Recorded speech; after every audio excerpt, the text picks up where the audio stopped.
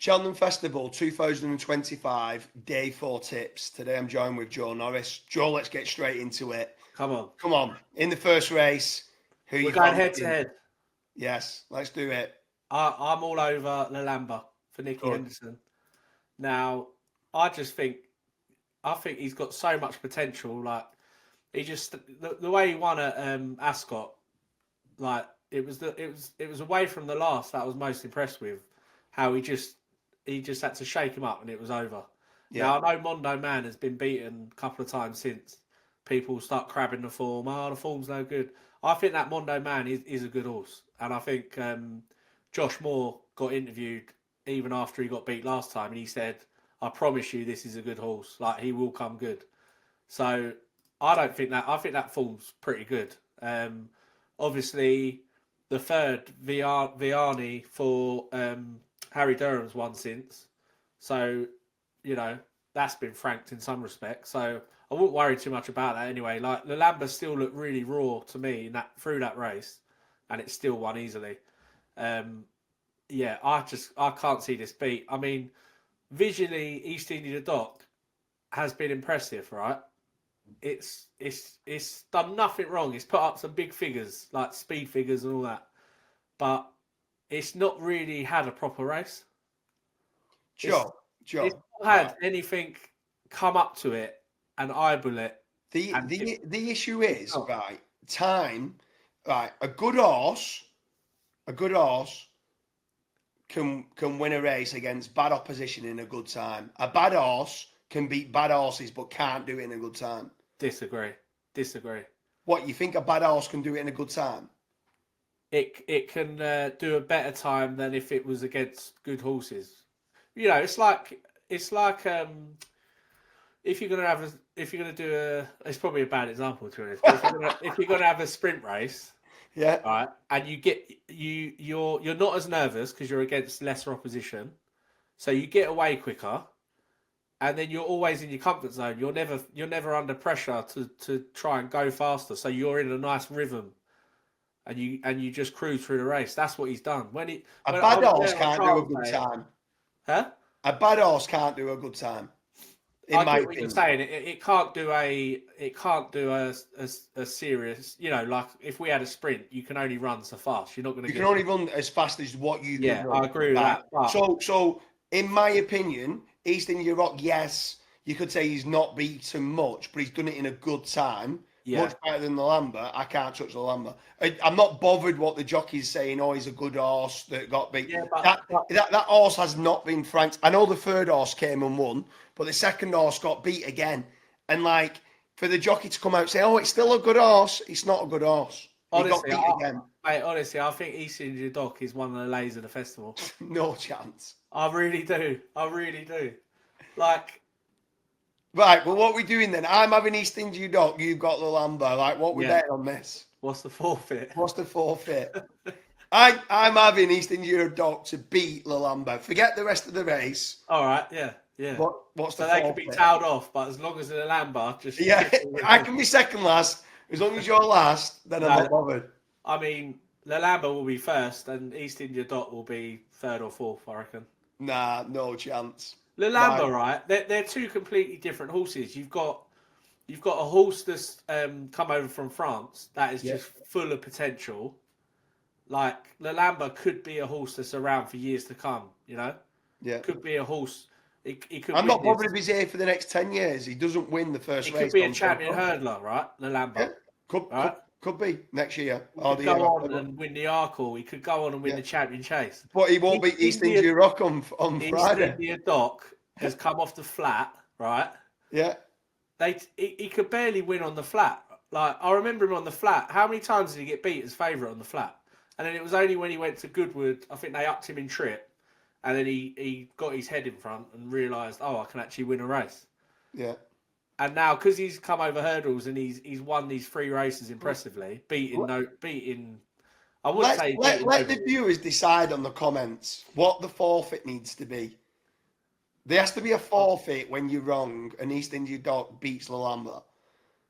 Yeah. And we're going to let the viewers decide on what that will be. Anyway, let's jump to the second race. I'm on East India Dock, you're on the Lamba. I like the fact that we not agreeing because there's a few other races we've been agreeing on. But I want the viewers to decide on what you need to do as a forfeit when you get beat on Friday morning. You're going to be in the pub with all the lads. It's got to be. You've got to dress up or something. Yeah.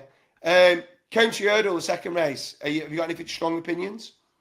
I think I backed Absurd last year, and I think I'm gonna go in with him again to repeat the feat. Now he's only 6-1, which does seem a bit short. Yeah. But if you remember, he beat Load of Sud that day. Yeah. And he cut through the field, like, so impressive. Yeah. He's only run 3 times since, and he actually ran in the Melbourne Cup when we last saw him in November. Finished. He only got beat 2 lengths. I mean, that shows you how much class this horse has got. Yeah. He can finish 5th in the Melbourne Cup. So yeah, I think they probably had it in mind for him to come back for this. So I think he's a good bet around 6-1. The one I'm fearful of is the McManus horse, McGlory. Yeah.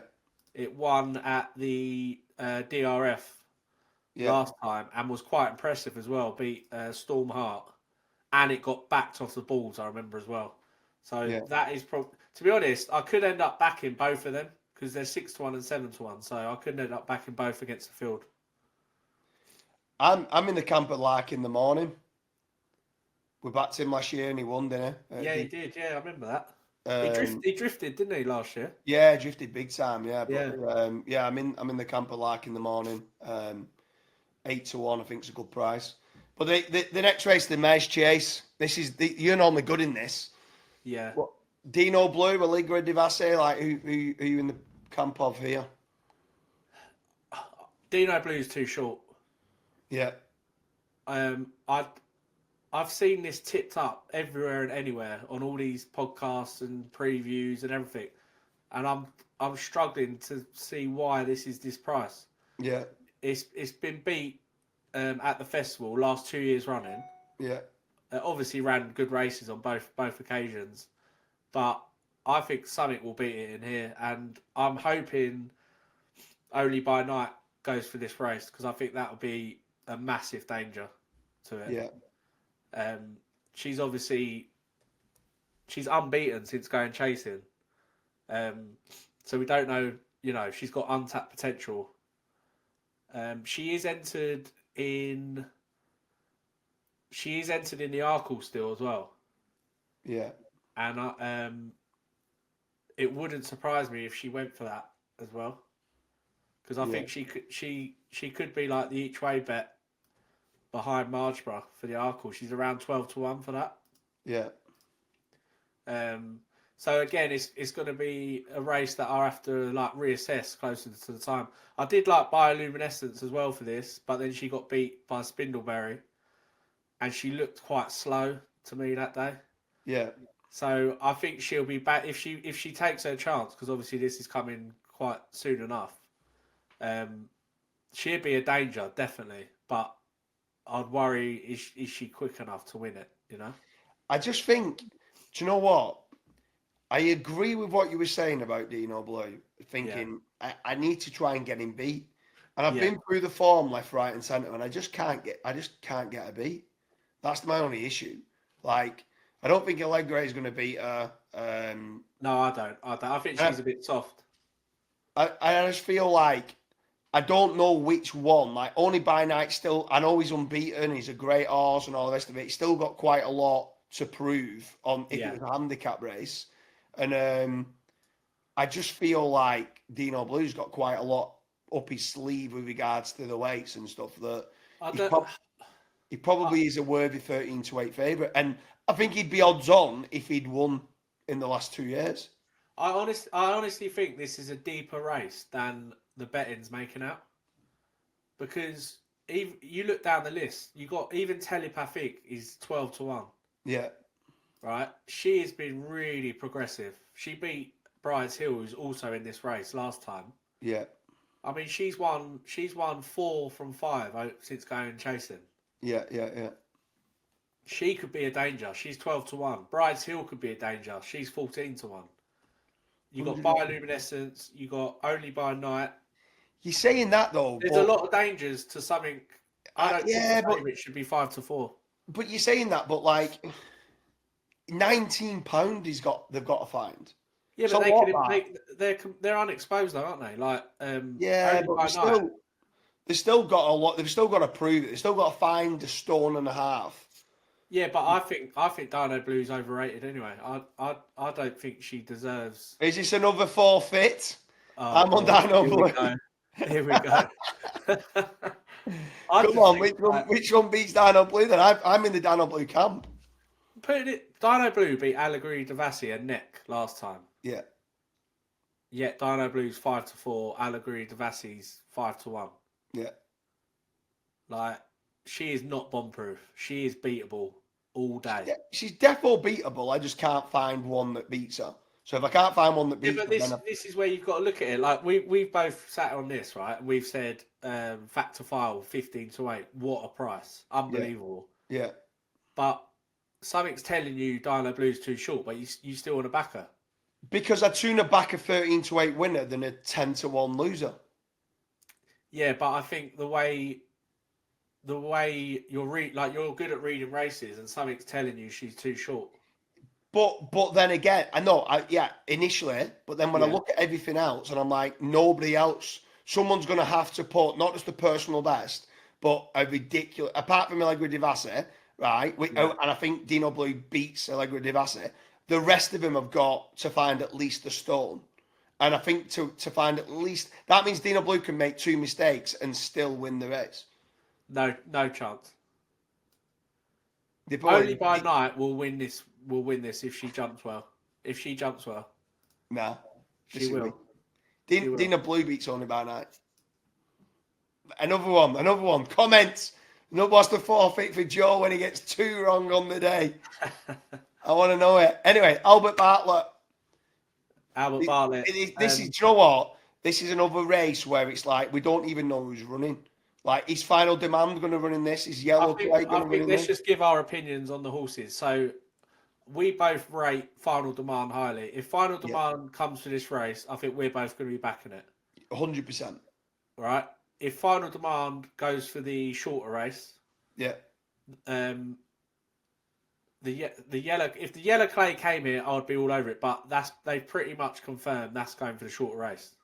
I think Final Demand. I think Final Demand runs in this race. I think they pull it out. Go for the longer distance. I think Yellow Clay goes for the Turners. Do you know what? I would absolutely love that because I want to back the Yellow Clay. Yeah. For the shorter race, I really do. I think Yellow Clay wins on in the Turners, and then I think Final Demand wins this race. It makes sense because he's got such a big stride, doesn't he? He looks a strong player. And the ground's drying out. Yeah, it makes sense. Like it won't be a given because the Big Westerner is a good horse. It is a good horse. And obviously Jasmine DeVoe, if that can jump better, that could have a chance because we know it's got an engine. Yeah, and even Wingman, you wouldn't rule out either. You look at his form is strong. I think Final Demand wins if he runs. I agree. So next race, Gold Cup. I'm presuming we've got 5 out of 5 up going on to our ACCA, 66-1 ACCA. If no one's seen it, check out the other video. All going on galloping. Like, do you see him getting beat? No, I don't see him getting beat. The only thing I'm going to say is this could really cut up, right? And it might not even have 8 runners. So if you have an each way bet now, you're going to get the 3 places. And that's exactly what I've done. I've backed Monty Star each way. Yeah. He's actually 14-1, pardon me, with William Hill. He wasn't 14-1 the other day when I backed him. He was 12-1 best. Yeah. So 14-1, I think as an each way bet, I think it's worth having because at the end of the day, it's still a Gold Cup. They've still got to jump round. It's still a grueling race. Like, no horse wins the Gold Cup easy, do they? So I think it's I think Galloping does this year. No, yeah, I think he does, but I still think it's good advice to have a stab at an each way at 12-1. Yeah. I think Galloping wins. I think Banbridge comes second. I think Monty Star comes third. Banbridge, Banbridge obviously won the King George, will love the good ground, but I don't know if he'll truly stay this trip. Do you think he'll see it out? I think he will do on good ground, yeah. That is the big factor in it. Like when the ground is quicker, everything's easier. Yeah. So yeah, you might be right, but I'll probably look at the without favourite market. Yeah. And probably have another bet as well. Yeah. But yeah, I don't know if we're even going to get 8 runners. I think they're going to be. My head and my heart both says Galloping. Like I want Galloping. I think he's one of the best. Oh, the best ever. It'd be amazing, wouldn't it, to see him do it? Yeah. It'd be unbelievable. Especially if our 66-1 ACCA is. Oh yes. Yeah, for sure. So what about the Hunters Chase in the next one? Yeah, so the Hunters Chase, again, a lot like the cross country, a lot like the bumper. This is the bottom 3 races for the whole week for me. Yeah. Don't get me wrong, again, I like watching it. I think it's quite a fun race to watch. I know down the years, like Bill Away, when he looked beaten, he come back. It's been a good race to watch. But again, I just wouldn't have a strong opinion. Now, It's on the Line is such a lazy horse, isn't it? Yeah. It hits like flat spots galore and then run. You never know when it's beat. Obviously, last year it got beat 3/4 of a length by that Sin Nomin. And I backed It's on the Line last year, so it was quite a tough race to watch that. So I wouldn't have a strong opinion. I mean, the one I've sort of actually followed this season is that Shearer. Yeah. For Nichols, so I might have a little each way bet on him because he's been quite impressive. Yeah. But yeah, what do you think? I think that It's on the Line on the good ground won't be able to get away with running in patches. Yeah, that's a good point. So I think Angel's Dawn is quite a strong bet. I think you can get 4-1 or 7-2. I think it's 100-30 in some areas, but I think Angel's Dawn's a pretty good bet. I don't think It's on. I think It's on the Line is a good lay if it's good ground. You just but can't. Again, like Hunter Chase. Obviously, they're normally older horses, aren't they? Like and I do tend to try and look for the younger legs. I don't know why. It's just that's just how I sort of play it. Yeah. And Shearer is a 9-year-old. Yeah. Whereas Angel's Dawn is a 10-year-old. I'm pretty sure. Oh, It's on the Line. It's still an 8-year-old. Yeah. So, I think I don't mind the age. I don't like if as long as they're not been overly run. Do you know what I mean? If they've been lightly raced, it's fine. Yeah. But in the last, the Martin Pipe and the Caperdal, again, it's one of those. Kopek de Mays been tripledly entered. Modnor unbeaten for Gordon Elliott. Like I think it's an absolute certainty for this. Who? Kopek de May. Yeah. I'm pretty sure they're coming here. Yeah. I know he's still entered in 2 or 3 of them, but I think they're going to come here. I think 2.5 miles will suit him perfect, and I think he's got tons in hand on these. Yeah. Obviously, he's still tons and tons of runners in here, so we don't know who's going to come in, who's not. Yeah. But I think this could be a case of it's 3-1 now. I think it could go off like 7-4. This. Yeah. The Martin Pipe is one of the most bet on races in the entire year. It's because everyone's been losing or been winning, and they all just want to lump on. They're all at the pub. Lucky last, come on. Yeah. This is what I'm saying. I'd rather back it. It sounds ridiculous because it's a competitive handicap. Yeah. But you'd rather take 3-1 now than if you have a bad day on the Friday and then it's like 13-8, 7-4. Yeah.